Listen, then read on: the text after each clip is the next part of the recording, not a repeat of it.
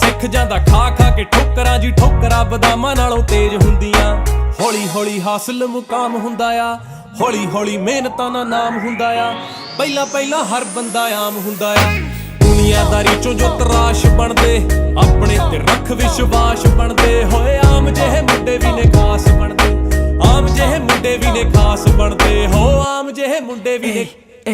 इब्राम नहीं है छोरे, बदनाम थे जो छोरे, बड़ा नाम हो गए छोरे, गुमनाम थे जो छोरे, नाकाम थे जो छोरे, बड़े काम करे छोरे, ना आराम करे छोरे, हम गाम आले छोरे, ओवर करे शिफ्टे।